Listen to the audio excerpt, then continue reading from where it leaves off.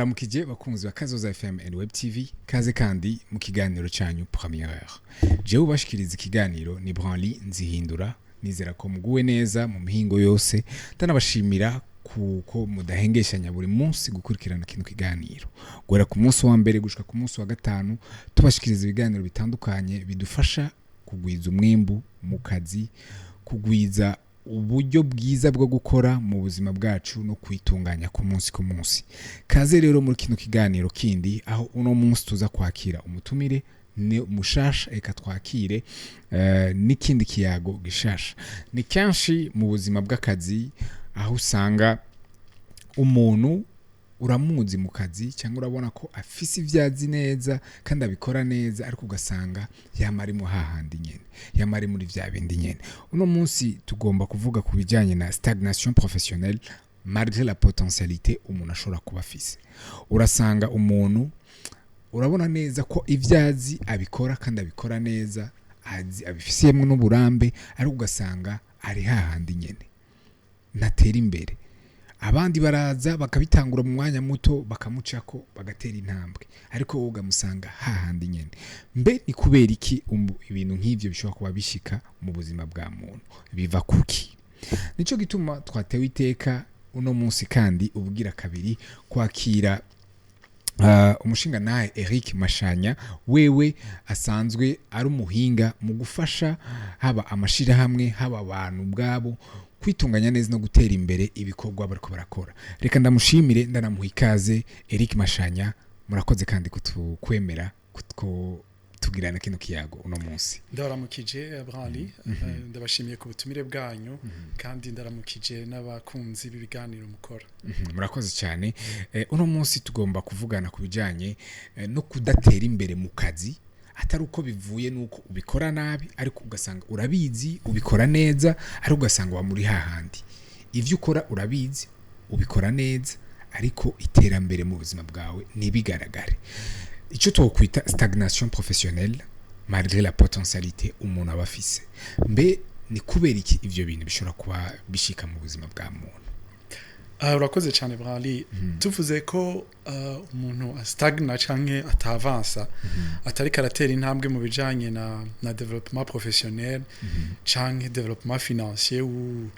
uburyo bwose bwo gutera imbere mu kazi canke mu bikorwa umuntu ari karakora, haba ku giti ciwe canke ku giti cishira hamwe.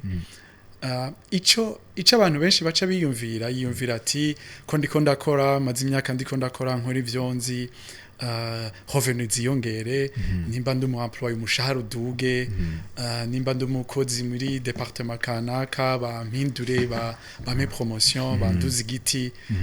kandi ayo n'ama aspiration canke n'ama expectations mu Congereza ni ibintu umuntu yitega biri normal vyumvikana. Ikibazo cyawe rero uvuga uti bishika kubera iki kugira ngo umuntu abari muri ico twokwita les conditions normales, ico akora arakizi, akaza arakazi aragakora neza, mugabo ntari karatera imbere. Novuga ko iyo bishitse hari imvo zishobora kuba ari imvo zimuvuyeko canke imvo zivuye hanze. Ico bikoze uko n'ukuri ivyo birahari, mugabo biragoye ko twozivuga zose mu kiganiro kimwe izo mvo. Ico nashaka kuvuga nk'intangamarara y'ikiganiro, ndazi turaja kujibwina cane muri iyi sujet. Ico novuga nk'intangamarara nuko ni ikintu kihari koko, kandi ni ikintu atari cyo kwirengagiza, kandi ni ikintu ushobora kumezura, ni ikintu ushobora kubona kurya ishira hamwe rigira ibiharuro rikaraba riti à la fin de l'année umwaka uraheze tugire bilan, tugire compte de résultat, twungutsa yangana iki, twahomvye gute, turabe trend, turabe evolution muri giringo kanaka mu myaka 2-3 niheze vyagenze gute. Nico nigikorwa umuprofessionnel ategeza gukora. Iyo utagikoze buri uba wirengagije kandi uba wikoreye amakosa. Mugabo vy'ukuri bimwe mu bintu bisota ozyo bituma umuntu yibwira ati naka nari karatera imbere. Kuri jewe yonshitse mwishira hamwe, ari kuvugana nayo vya comptabilité, ari finance, ari ku développer ama projet, ari ku rondera ama financement, ico bita ama grant mu Congereza, ugasanga umukozi asigaye ni wa wundi atonda saa 2 si wagebona saa 11 irageze akaba arasohotse. Ni wa mukozi kugira présence biri très important que output canke la production ivyo yimbuye umwimba ashira mwishira hamwe canke ugukura kwiwe ni wa mukozi usanga ari mu migwi yo kwidoga yo kuvuga nabi batwarishira hamwe banyene umutahe uko ni ku rwego rw'abakozi meni bakoresha aussi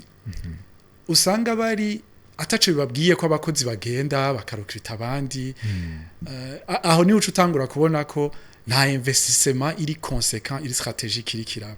kuko umukozi n'umukoresha umwe wese yinvestisa mu yundi kubera iki kubera ko le développement mwishira hamwe gutera imbere ni babiri nishira hamwe ni n'umukozi iyo rero développement iri kiraba dans un seul sens ari umukozi gusa cyangwa umukoresha gusa haba hari igihaze muri ico gihe ibituma vya stagnation bica bitangura kuba uratubwiye kwigirira bilan nk'umuntu w'umuprofessionnel ashobora kwigirira ukiyumvira ati je ndi hehe mbe none mu gihe iyo bilan uyikoze nk'umuntu ubwiwe avuze ati sishira hamwe ubwiwe amaze kubona ko ico kintu akirimwo ayigira sur base de quoi alors bilan duhere kuri bilan d'entreprise toujours un bilan d'entreprise ni photo ni ukuvuga ko au 31 décembre uraza ukarabishira hamwe ryawe ugafata ifoto uko uyisanze akaba ariko uyanariza uyikompaye niki ukayigereranya n'ifoto wari ufise no 31 décembre y'umwaka uheze canke w'imbere yayo sivyo ukayikompara na budgetisation wari wagize canke projection wari wagize hamwe wibwira uti mbega umwaka uzohera ngezehe sivyo iyo foto ukayikompara niyo projection nuko wewe wari wiprojese dans le futur uti nzoba ngeze ica gatatu yikompara uyikompara n'ayandi mashira hamwe ariko arakora ibikorwa nk'ivyo uri kurakora muri même secteur muri même industrie ukaraba mbega jewe par rapport y'andi mashira hamwe ABCD tunganya capital investi tunganya presque la part du marché tunganya le potentiel turunganya l'investissement mbega bo bageze muri ico gihe ni uca wibwira uti jewe ndi nyuma ndi imbere no kura gucyanda cafise marge yo gukura upa ku muntu naho nyene ntibihinduka ku muntu naho nyene ubufise ivyo witeze uba waragize uti jewe umwaka uzohera niteze kuzoba nshitsa hama kandi ugakora uri kurisunga ahantu ushaka gushika ari umushahara wo kuduga ari un certificat une formation uzoba wagize ari une promotion witeze ari umushahara uduga ari ayandi ma responsabilité wakira ari ibindi bikorwa ukora abandi bantu ufasha uko umuntu atera imbere mu kazi niko yitwararika aba senior bitwararika aba junior no kuvuga ubufise des indicateurs za progression yiwawe za indicateur rero niho wicara ukarabuti kuri ya ma indicateur ngeze hehe hamuki compara n'abandi muri département imwe canke musangiye ama fonction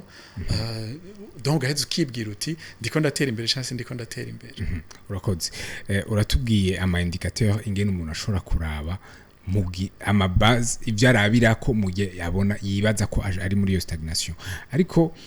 avant yuko umuntu ashika muri iyo stagnation haba ariho amakoze ashobora gutuma umuntu ibituma vyinshi yiretrouva araho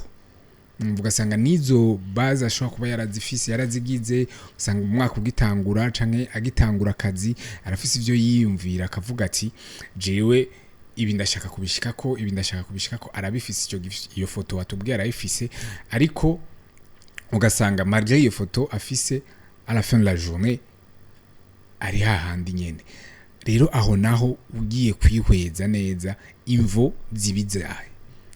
alors imvo ni nyinshi nkuko navuze hari iziva hanze niziva kuri wewe nk'umukozi nk'umuprofessionnel mpereye kuziva kuri wewe nk'umukozi tugaruke ku ifoto gato ifoto igihe uri ura setting ama goals uri kurashinga ama objective cyangwa uri amahangiro utegerezwa kwiyumvira ari ikintu aba professionnel bazi iyo umuntu ha setting goals agira ico bita smart goals ni kuvuga iri objective smart objectif iri smart maintenant objectif iri smart iyo smart ni abbreviation S no kuvuga specific M no kuvuga measurable A no kuvuga attainable smart R no kuvuga réalisable cyangwa réaliste T no kuvuga time bound cyangwa iri déterminé dans le temps mu yandi majambo ushinga wiha ifoto uravye ibintu bishoboka sivyo kandi iyo foto ikaba iri specifique si ibintu vyo kuvuga narigeze kubona umunsi umwe j'étais dans un panel ndiko turiko turarecruter abakozi hama hari umukozi yari yabaye présélectionné ashika muri interview hanyuma uwo twari kumwe aramubaza ati ubundi ufise objectif ingahe nko mu mwaka umwe imyaka ibiri imyaka itatu aravuga ngo jewe nshaka kuba ndi umukozi à l'international. OK, ça c'est bien déjà c'est quelque chose ni un objectif yo kuvuga ko umunsi nzoba naronse un contrat international nariko ndaraba Burundi gusa ndiko ndaraba une sous-région ou je sais pas moi là OK watanguye kuba spécifique mais c'est quand même vague kuko il faut définir l'industrie c'est vrai toi muri industrie X mugabo mvuze ngo nshaka gukora à l'international c'est vague genda spécifique uko ugira ifoto iri spécifique niko bidetermine ibikorwa uza gukora mu gihe rero bya bikorwa utabikoze ntuje kurondera ko yafoto yishikako cyo ni jambe no kuvuga ko il y a pas que gushiraho objectif mais c'est vraiment d'agir nk'umuntu ashaka gushika kuri ya objectif kandi ivyo bikorwa ntiwitege ko hari undi abigukorera ubundi umukozi mwiza uzingena atera imbere umukozi mwiza akora ibikorwa nkaho atawundi muntu numwe ajejwe gutera imbere kwiwe bizova kuriwe ona vya bindi bavuga muri mathématique je bita relation réflexive a est en relation avec a ni gute je no menya ni gutera imbere kwanje nk'umukozi kuzova kuri jewe kugaruke kuri jewe en premier lieu mu yandi majambo umukoresha washobora kutabibona yuko uri umukozi w'igitangaza ashobora no kubibona mugabo nyene umutaha akavuga ati nta mahera hari yo guteza imbere uyu muntu je suis désolé uriko uravyumva le contexte global irashobora gutuma gutera imbere bigorana le leadership ya entreprise parce que ça c'est un élément très important le leadership kwiterambere ry'umukozi c'est extrêmement important parce que uzi uko arabakoresha abakozi bafata nka commodity nk'ikidandazwa no kuvuga umukozi avuga ati bo niwagenda hazoza abantu barondera akazi ngena bangana iyo ni mentalite ikunda kugaragara nimbi cyane nziza nimbi cyane basi umuntu se base it's not a commodity umuntu si kidandazwa kuko iyo ufashe umuntu ko ari kidandazwa tuvuga noja kugura iyi coupe iyi mug ona ni nziza disons ko muyishitse ku isoko je me dis amafaranga ndayitoye si menetse je m'en fous éperdument ndaza nkagura yindi nimba ariyo nshaka unkagura l'édition iri supérieure à ça ou améliorée parce que iki ni kidandazwa par contre umuntu ari très complexe une fois que umuntu wamugiriye confiance wibuke umunsi ugiye kurokrita umukozi nawe akakwemera nk'umukoresha c'est un investissement que vous faites tous les deux et il y a confiance déjà mwubatse dès la première heure mwabonanye c'est énorme il y a niyo la base ya tout le potentiel parce que vous êtes dit d'accord vous êtes serré la main kavuga uti tugiye kuba partenaire wowe ugiye gufata iyi nzira nanje mfata iyi nzira tuzofatana ukuboko tuzora duhura rimwe mu ndwi rimwe ku munsi je sais pas moi 3 fois la journée mais je te fais confiance ni nkaho je narabaye mu rumonge ni nkaho mwa muri ko murahama uri gauche n'uri à droite vous devez tous ramer so iyo rero ufashe wa undi ari karahama yuko naho nshika mwitanganika sinza kubura ubundi murovyi impamagara c'est une grosse erreur stratégique opérationnelle et tactique donc ni bibi cyane alors impact kwiterambere ry'umukozi twovuga ko iterambere ry'umukozi rishingira hanini kuri leadership iri mu ishirahamwe hari igihe umukozi aba stagne kubera leadership imeze uko imeze bigatuma atera imbere cyangwa asubira inyuma ico ni kibazo ciza nkuko nabivuze iyo pour moi c'est une cause ni gituma kiri hanze kidahagaze kuri wewe nk'umukozi kubera ko yaba leadership yaba ico no kwita culture d'entreprise muri urazi entreprise yose imeze plus ou moins comme une famille hariho des règles ziri dites ziri non dites ziri écrites ziri pas écrites donc hariho une culture muri entreprise ivyo birashobora gutuma umukozi atera imbere cyangwa adatera imbere parce que wibuke ko le leadership niyo itukwa byose niyo kandi iterwa amashugwe iyo byose bigenze neza so ahantu hambere umuntu araba ni leadership. Kandi leadership nigo ruhara rwa mbere canke niyo soko ya mbere yo gutuma iterambere ribaho mwishira hamwe. Mais comme je t'ai dit, quand umukozi agezaho afata ko gutonda saa 2 akaguma acunganye ari ikindi uzuje mu entreprise ugasanga umuntu yashitse ku isaha sibyo gushika ku isaha ni byiza cyane sindiko ndavuga ngo abantu ntibashike ku masaha mais gushika ku isaha ntibisigura ngo tuwe productive nta na gatoya gukora inyuma y'amasaha ntibisigura ngo uri productive ahubwo igisigura la productivité ni évaluation ya performance. OK? Maintenant, l'évaluation de la performance, il y a des entreprises, l'évaluation de la performance, c'est ibintu biri subjective. Ugasanga kubera ko wewe twavuganye neza à la fin de l'année, sivyo Uburundi ni butoya, Bujumbura ni hatoya, twahuriye mu rubanza kwa naka, finalement tu t'es rendu compte que tu es de ma famille. Nous avons des relations, je sais pas moi hari aho duhuriye, vuga bwa undi nanu wiwacu, tu sais Uburundi hari byo twaciyemwe muri kahise, j'espère que turiko turatyibagira imiryango y'intara, ubutumba darara ibintu byinshi qui ont affecté les relations professionnelles. Ugasanga oriyo yo kwevariwa hano uvuga uti okay wewe twari twumvikanye ko ndaguhaye akarere ka Gitega ton chiffre d'affaires no munsi uri kuri 100 millions ndakwiteze yuko muri 6 mois ziza uzoba umaze gushikana au moins 60% ya chiffre d'affaires wasubirayo muri 6 mois ugasanga yarastagne mugabo kubera ko ivyo bintu biri subjectif navuze ugaca umwevariwa A ou B ou A+, ou B+, ou B++, ça dépend de ya système mukoresha ukibagira ko ni muri c'est pas un silo, c'est pas juste akagwi l'entreprise n'umuryango n'abandi barabibona ibiriko biraba et ils sont affectés. No kuvuga ko la culture na le leadership il affecte cyane et le moral et les opérations des entreprises et l'engouement et l'envie yo gukora cyane no kwidevelopa parce que babona bati le leadership iradushigikiye iri nyuma y'abakozi iradupusa exceller hama abakozi bakiyumvira excellence beaucoup plus que kuza marque présence asinye ko yatonze gusa. Merci. Ari igihe naho usanga leadership irahari ni nzize ritwararitse le personnel les collaborateurs byose birahari ivyankenegwa birahari les bons contrats ama assurance ibiba bikenewe byose ko umukoresha akorera ses collaborateurs cyangwa abakozi biwe yaragerageje kubishira ari ugasanga parmi une équipe de 20 ou 25 personnes hariho babiri cyangwa batatu qui vient de passer 3 ans ivyo byose babifise ariko bari kuri même niveau bari sur la même qualité de productivité la même quantité et même ugasanga nyene ni vya bindi nyene bari hahandi nyene ivyo navyo mu gihe bitavuye kuri leadership umuntu ubwiwe yo kwisuzuma iki. Alors icero ni kibazo kiri kivana na n'umuntu wese ku giti ciwe. Nashaka ndakubwire ko mu kazi uzobona mu entreprise atari make uzosanga abakozi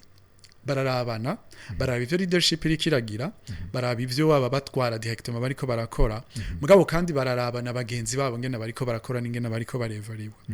bivanye rero na entreprise ngene ingana ndiko ndavuga ama effectif bivanye na structure la communication hari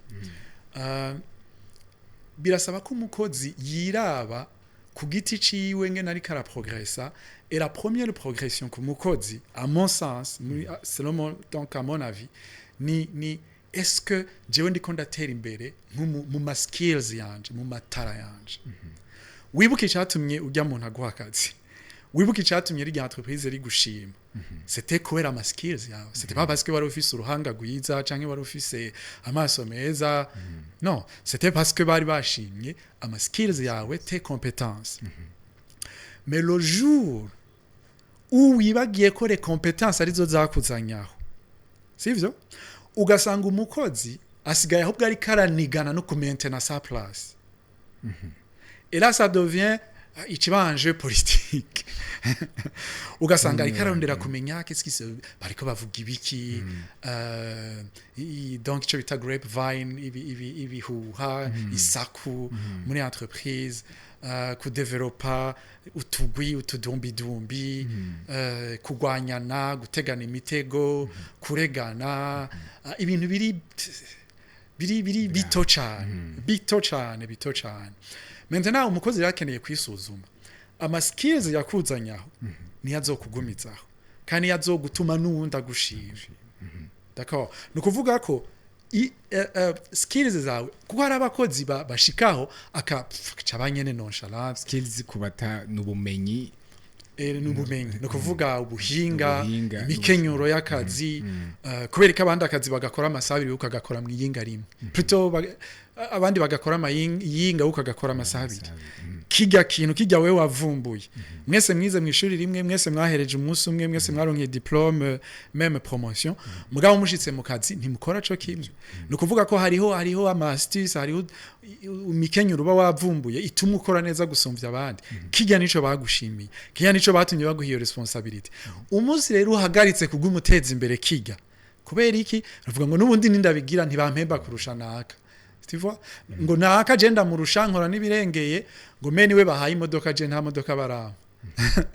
canke niwe bahaye un bureau je ndacakorera muri Monsieur Tout le Monde umva umunsi utanguye gukura amaso kucakuzanyaho ubuhejeje kweshuha merci uvuze neza cyane ikintu cyo kudahanga amaso icyatumye uhabwa akazi kutagikura kwa amaso kutagikura kwa amaso ivyo bituma utaba stagnant ariko kubikura kwa maso nivyo bituma umuntu stagnant kubera ko mbabarira ndakongereye kwiki kubera ko umuntu biroroshe cyane utanguye gukora uko imyaka igenda ni kugira amabezo hanyuma umushahara ugacumenga nico kintu gituma utonda ku kazi ugasanga umukozi la motivation asigaye afise nuko à la fin du mois azohembwa ashobore kuriha ruwaye canke ashobore kuriha crédit logement ashobore kuriha amahera y'abana ishuri mais en réalité ça devrait pas être la première motivation oui nagenda umuntu nagenda ava amaraso nagenda keneye amafaranga oui ata amahera hari sinzi ko nogaruka gukora akazi kawe mais la motivation première c'est qui tu es nk'umuntu c'est ta contribution parce que tu vois entreprise zirashobora kugira ingorane amahera arashobora kugenda canke akaza amahera n'amahera nyene mugabo qui tu es en tant que personne nico kigutuma uba dans le nord ou dans le sud à l'est ou à l'ouest wa muri performant wa mufise une place de choix wa mufise des opportunités zo kuba sélectionner et de perfectionner mugabo yugiye kuba négatif kuba umuntu qui crée un climat négatif yidogera bariko baratera imbere ari pessimiste bavuze ngo amafilm itanganika yagabanutse kukazuca wirirwa atacuri kurakora usanga utajya n'imikeke yijya rimwe mu mwaka ati nahandi byayangaye tuva ugazanga umuntu ashitse ku biro ashika avuga ibintu bitagenda ubutanguye kandi ivyo biraroshe kuropera biraroshe kuropera il suffit de voir le moral abakozi bafise le matin tu vois quand tu vois que n'umuntu yamari négatif et ça c'est ari ikindi kintu uzi yuko nta buvuzi no kivuga gute nta diagnostic mental iba yo kuza barasuzuma ngo baraba abakozi ko bakimeze neza psychologiquement émotionnellement parce que ikintu cyitwa intelligence émotionnelle c'est très important mu kazi surtout umuntu afite des postes de responsabilité si umuntu afite des trous muri caractère yiwe atari strong émotionnellement ça va être un mauvais leader ça va être un mauvais coach yabajejwe et ça va être un mauvais professionnel. Alors merci ari gihe umuntu usanga atazi nuko iyo performance arimwo usanga amaze umwaka imyaka ibiri umwaka itatu peut-être avant est-ce que avant yuko ndambaza icyo kibazo neza birashoboka ko umuntu ubona ko ariko arastagna wewe atarabivyibona cyane gose cyane gose la majorité y'abantu bastagna bamafise des excuses no kuvuga ko la majorité afise des excuses afise gituma ariko arastagna kandi ivyo ico gituma aracemera cyane il croit comme pas possible ou elle croit comme pas possible kuburyo hagera igihe akihenda uzi yuko abapsikologe baravuga ko buri umuntu yemera cyane ibintu yari wavyibwira quand tu te réveilles chaque matin ukibwira ko n'ubundi nta kigenda n'ubundi nta kizohinduka n'ubundi nta kizovamwo n'ubundi nta mpindu n'ubundi nta plus tu le dis à toi-même abapsikologe bavuga ko notre cerveau iri inclined ihengamiye cyane ku majambo yumvise jewe mvuze gusumba ivyo umuvyeyi wanje yambariye umwigisha wanje yambwiye umu leader spirituel wanje yambwiye ce qui veut dire que abo bantu barashobora kuba bemera cyane lo mensonge barimwo wewe ukabibona me naho gerageza kubibabwira ukaba nkusuka amazi kwibuye nico gituma bisaba a wake up call bisaba ko umuntu yikangura bisaba ko umusekua et des fois tu deviens leur ennemi il y a des entreprises urashobora kubabwira uti il suffit ko muhindura une petite chose muri stratégie yanyu kugira ngo mutangure kuganya plus de marge plutôt de part de marché mugabo ari tellement dans ce qu'il fait et ce qu'il déjà tu sais que plus wegera ikintu plus tu es très proche d'une réalité tu finis par croire que c'est la seule vérité qui existe. Iyo rero umuntu avuye hanze akakubwira ati ça c'est juste une réalité wewe uzi mais il y a d'autres réalités et ça c'est même très loin de la vérité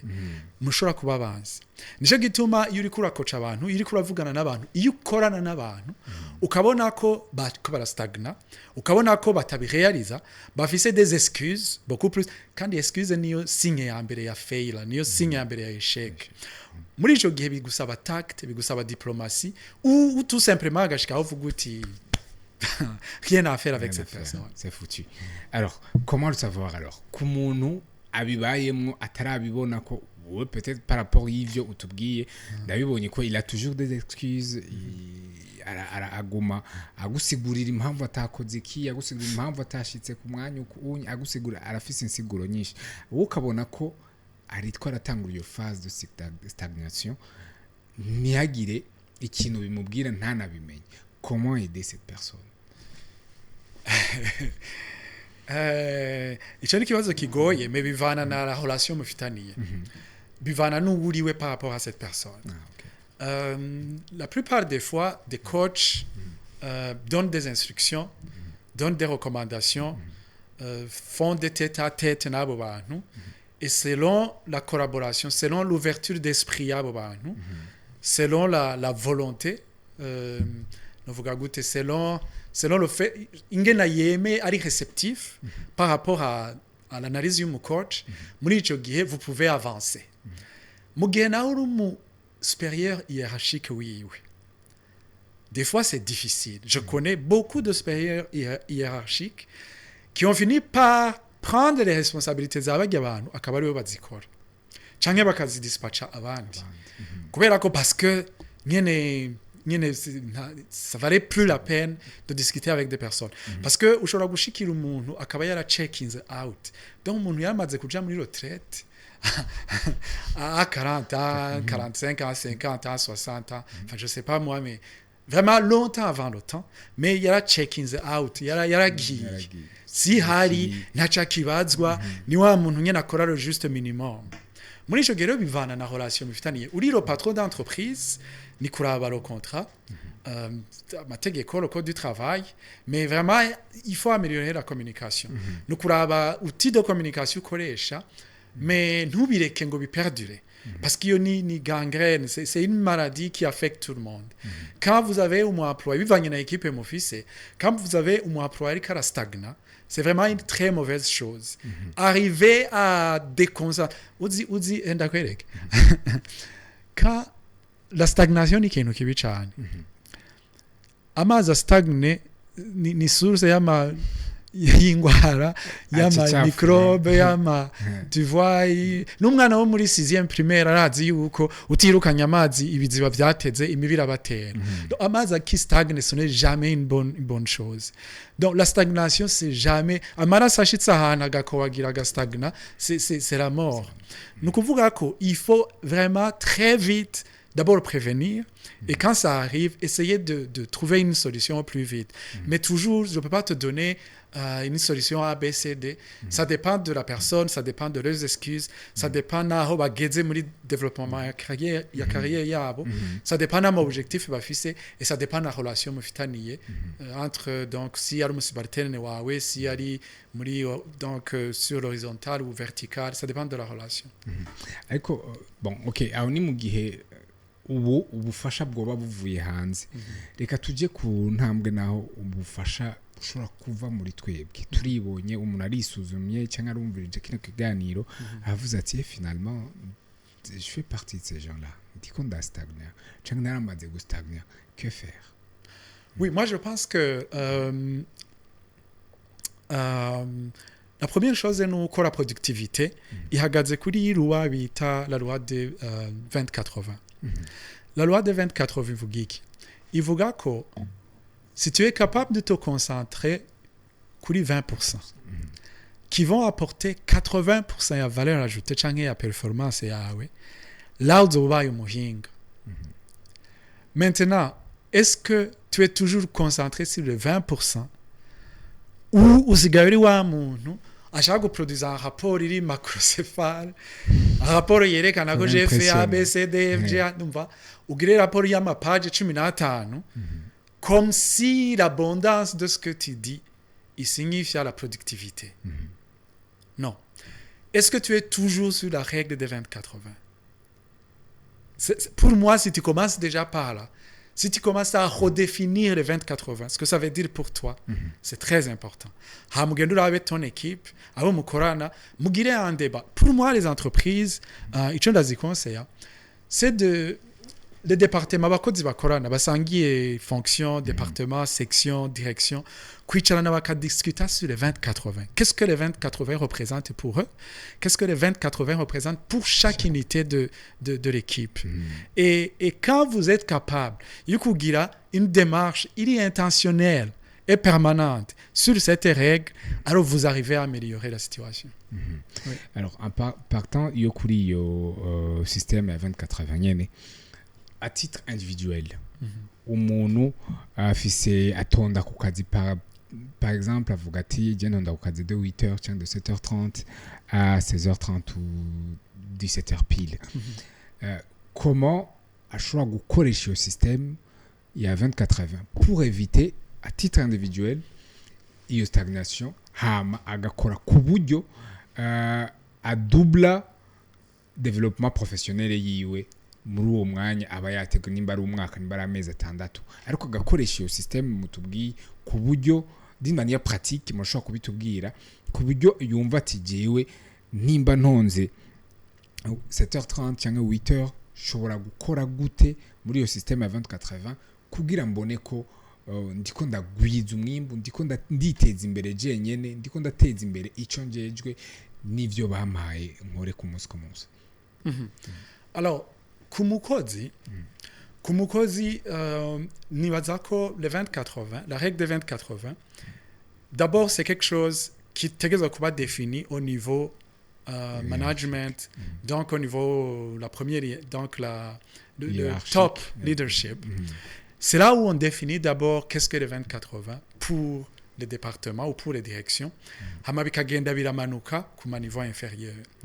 Ni kuvuga ko ni une discussion iba déjà yabaye où on a déjà défini pour chaque section, pour chaque département, nibihe wewe les 20% de ton portefeuille, niyo wabikora bizoguha 80% ya résultat. Maintenant, umaze kubishikako, peu importe amasaha uja kubikorera. On est d'accord? Ndaguha akaro gasanzwe. Moi, j'ai été journaliste à l'époque, kera heze imyaka myinshi cyane. Quand j'étais journaliste, baratubarira bati des amis, n'imiburi muri twabyita conseil de rédaction. Sinzi nimba ariko mu kubyita pour le matin, on faisait un conseil de rédaction pour préparer les éléments qu'on va, les informations tuja guhiga, kurondera, traiter, darara kuzipartager, la logistique qui va avec.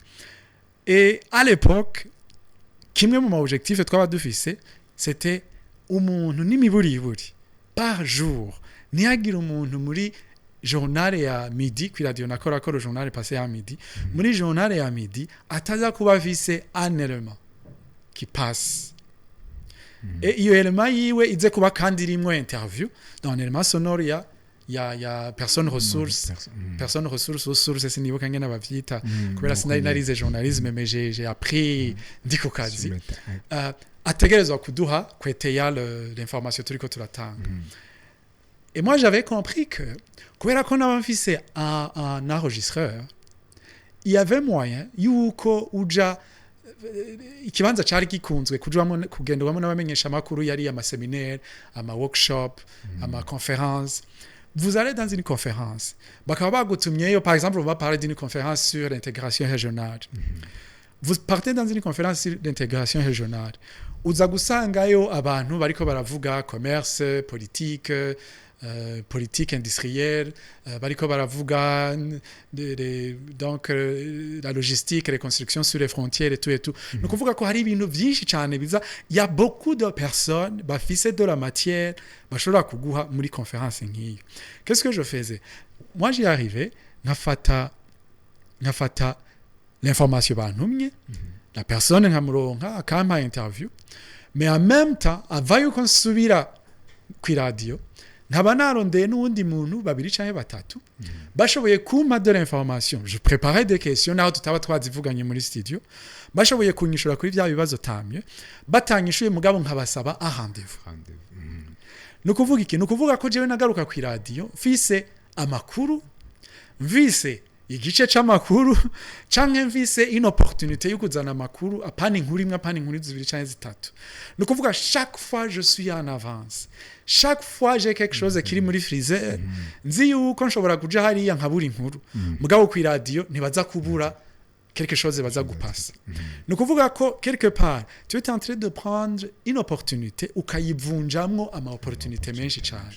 Wewe utaje ukavuga inkuru ton responsable qui l'a dit avuga ati oh très bien wewe wakoze no munsi witahira amahoro. Tu vois, si j'étais payé à l'heure, j'allais être payé à l'heure. Mais en réalité, nata envie c'est des fois même j'avais une émission tout un documentaire.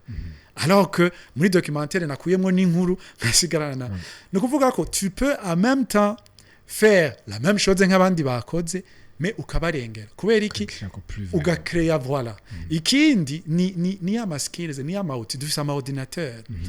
Moi je suis un fan y'ico bita automatisation des processus.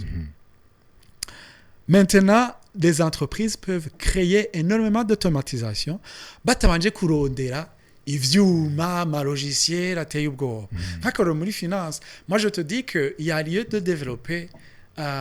abazi par exemple nka Excel. Excel c'est un logiciel, c'est un programme il est énormément vaste. Si tu utilises ikintu bita ma macro, ma VBA, ma Power Query, il y a des techniques muri Excel qui te permettent de faire des automatisations ku buryo ibintu par exemple abakontable bakora ukwezi kose cyangwa amezi abiri cyangwa amezi atatu uzi ko ari kubera iki OBR ivuga iti muzoduhe ama état financier ma entreprise mu kwa gatatu guheze 3 mois après la clôture de l'exercice comptable. On vous donne le temps, tu as dit qu'il y a un temps matériel pour traiter ça, mais moi je te dis Kazoza est capable ou l'entreprise ABCD est capable de faire ce travail la première semaine à janvier avec un seul clic, état financier ziba produit. Kubera automatisation, kubera ma skills, kandi ivyo ni ibintu biri à la portée de tout le monde. Maintenant, abantu baraguha ama excuse, ntavyo nzi, nzovyigahe, ariko biri kuri internet arayifise mu biro, igihe ordinateur arayifise mu biro, ashobora kuvyiga, afise amasaha, mugaba amasaha, umve umunsi urimo 24 heures. Dukora amasaha 8, tukaruhuka amasaha 8, ayandi masaha 8 tuyakoresha iki? Turi déplacer turadira relax, mais turafise n'undi mwanya wo kwiga ibindi bintu. Donc il y a pas vraiment raison de stagner. Il y a toujours une opportunité d'avancer. Ushatse kuvuga rero ko les gens qui stagnent, ce sont la plupart des gens batiha kajyo ko kwiga ubundi bumenyi. Mvuze ngo la plupart no banexagere ko nta ma statistique mfise. Mugabo je peux t'affirmer que il y a toujours une opportunité. Il y a toujours une opportunité. Ico nzi coco nuko 90% y'abastagna bafise des excuses. or umuntu afise excuse nubwo buryo bwo kwiga no gukora ibindi bishasha ntabubona. Tu vois? Donc sinovuga ngo je te donnerai pas des statistiques nazo mfise mugabo de par mon expérience chaque personne qui trouve une excuse c'est une personne qui ne va pas avancer et la majorité de ceux qui stagnent pardon ce sont des gens qui trouveront des excuses alors que excuse nyene iragutuma uguma Yeah. iguha impamvu yo kuguma ivalida ikwemeza wewe nyene en fait n'undi muntu barashize ngaho akubwira ati no birumvikana. urakoze mbe hejuru y'ubumenyi ya competence dufise birashobora gushika yaho umuntu adatera imbere mu kazi kiwe kubera icyo tokwita inyifato igihagararo uko ameze ugasanga biratuma acika bidamuha amahirwe yo gutera imbere mu kazi kiwe. C'est kuvuga par rapport ya posture positionnement canke uburyo wenyene ugaragara mu buzima bwawe wigaragaje mu buzima bwawe bwa misi yose bugatuma hariho amahirwe utaronka kuko hari abantu bavuga ati jewe ubumenyi ndabufise skills upgrading misi yose ariko ça marche pas nta ma opportunité ndonka akibaza est-ce que ni posture yanje est-ce que ni bantu batambona est-ce que ivyo onye birafise uruhara umugaragaro ukugaragara n'ingene wifata mu kazi. Alors oui je crois oui kubera ko plus umuntu yevoriwa mu kazi plus vous montez kuri chaîne ya kuri échelle ya carrière au sommet hari abantu bake cyane kandi kubera ko hariyo bake no kuvuga ko abo bake ce sont des gens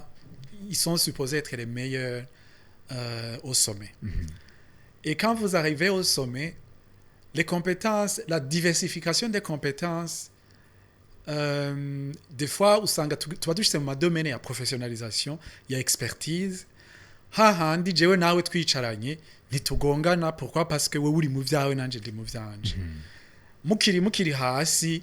uzuraye muri equipe ya football moi j'ai pas joué au football niho ndavuga nshobora kuba nihenze abakina football bankosore mais muri equipe ya football mu gihe hariho benshi bakiniganira inambi imwe benshi bashobora kuba aba gardien ni kuvuga ko nimuba muri aba vraiment de vrais professionnels quand hari umwe aba pitié abasize cyane nta discussion ikihari nta kuvuga ngo mbashe no musi dukinisha biba biri clair yuko iyi match selon niveau iriko ni ntakaja gukina. Quelle est la différence entre uyo umwe abaca ko bajya bose bari basigara kuri bande touche nabo uyo umwe aba yabarushije iki par rapport y'inyifato bijya byose ko ratubwira l'intelligence émotionnelle la posture la manière dont il est perçu est-ce qu'il biragira uruhara mu iterambere giyo avant de parler des compétences? Oui. Enfin moi je crois que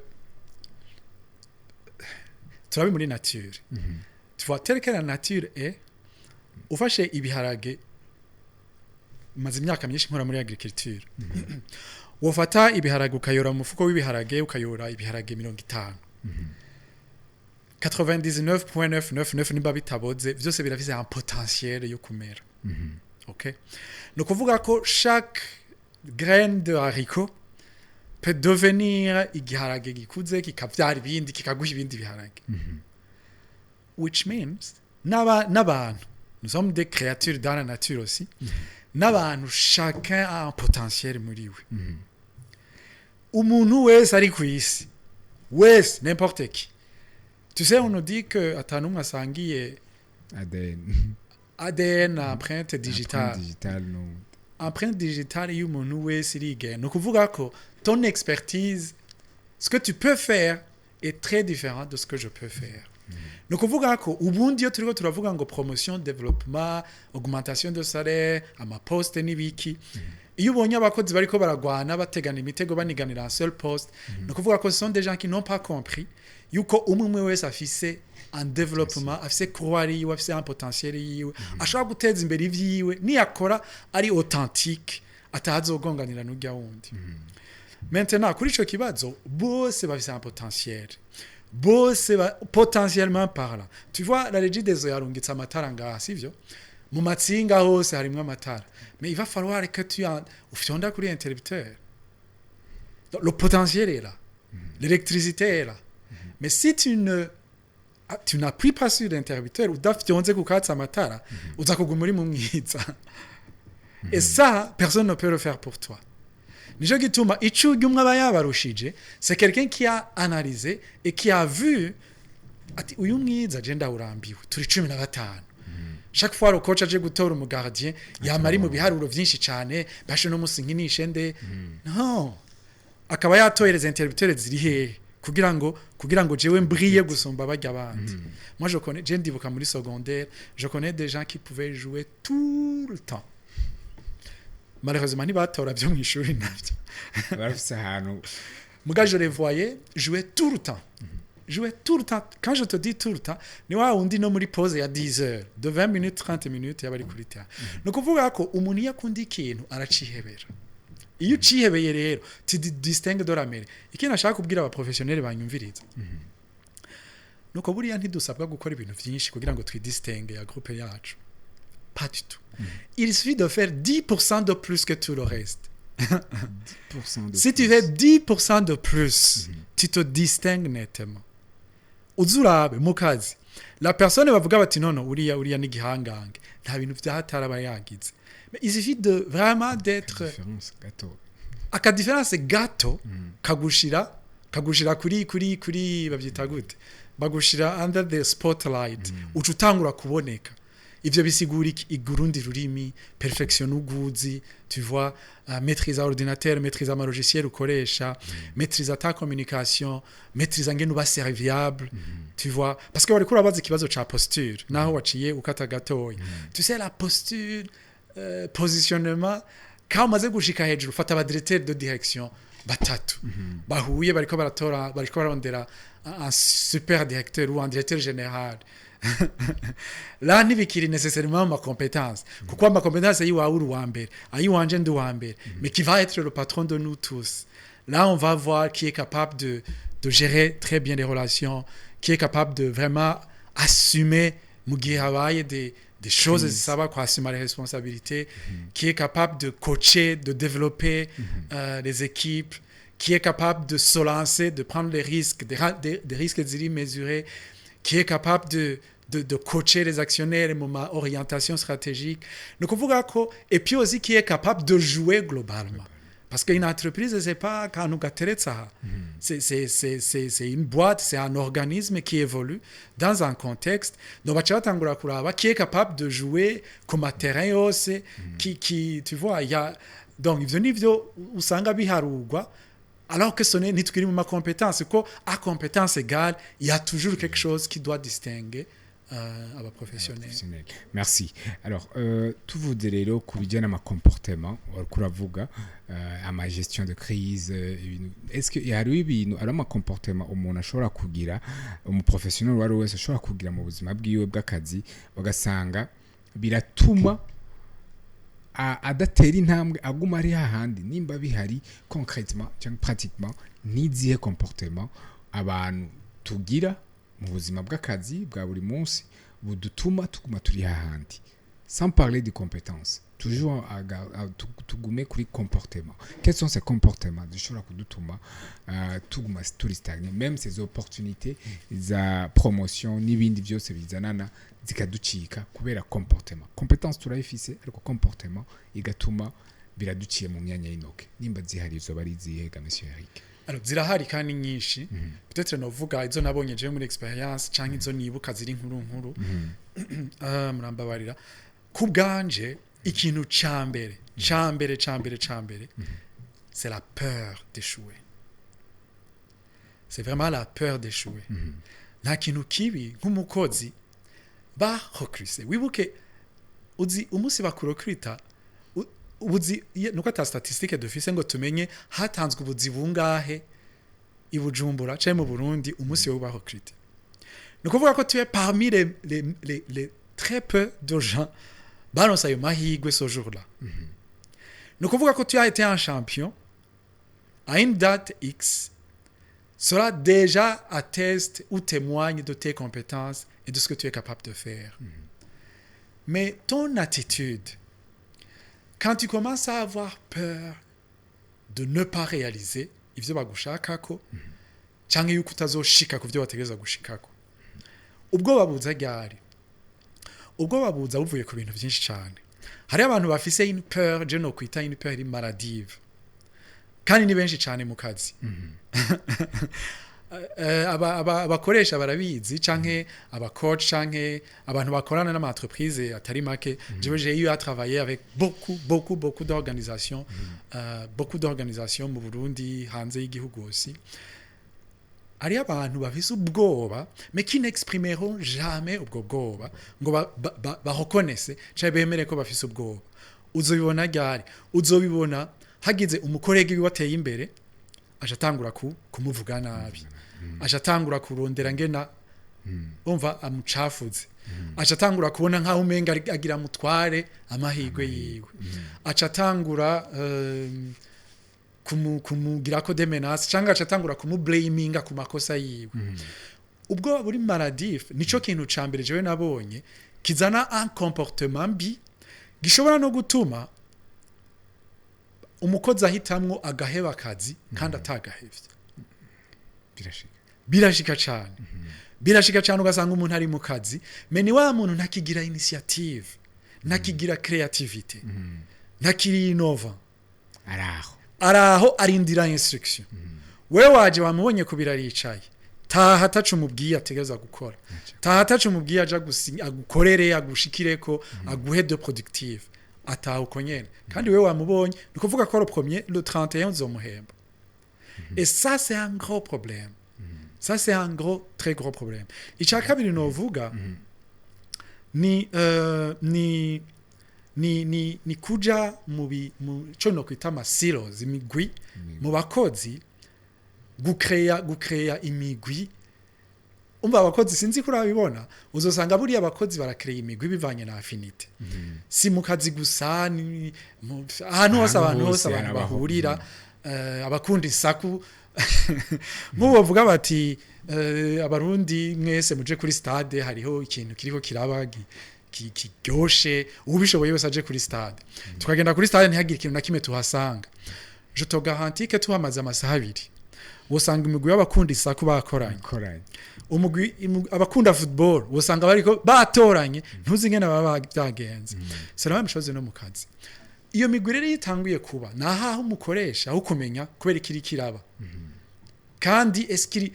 ukayireconnaître selon mon entendement ukayireconnaître si byiza kuyisambura ukayireconnaître ukayikiritiva ukayapria sivyo ukayizana kugira ngo ibe en cadre kiraho nyene ari akantu uvuze ngo si byiza kuyisambura mu mwanya mutoyi cyane kubera ko atari byiza kuyisambura kubera ko nécessaire iyo migwi si mibi potentiellement si mibi parce que si les gens niba hari abantu bakunda football muri equipe twara tuvuge ko vize equipe y'abantu batatu muri bo n'abafana ba Real babiri muri bo n'abafana ba Madrid je sais pas ba Manchester Barça n'ibindi voilà nagira mvuge le nom d'une même équipe que babiro trouva bafise des heures où ils parlent de leurs meilleurs joueurs umva bafana a priori c'est pas une mauvaise chose uciye zo ukavuga ngo kandi mwe nababona mwicaye muri kumwe à la base c'est a priori c'est pas vraiment une mauvaise chose mais reconnaître que bakorana sivyo kubisambura ubisambura kubera iki atagityo ari mu kazi mu iterambere ry'akazi eski iyo migwi hari ciza izanira akazi iyo itasambuwe ikahubwo ikaba structurée neza moi je trouve que abakozi ico bita teamwork canke how do you call it ndibagenge n'abacita no kuvuga ku developer esprit d'équipe harama stratégie menshi n'ama technique menshi yo ku developer esprit d'équipe plus l'esprit d'équipe est développé naturellement moi je trouve que takibazo kihari aussi longtemps que la force qui découle qui est générée muri iyo migwi muri ubwo budumbi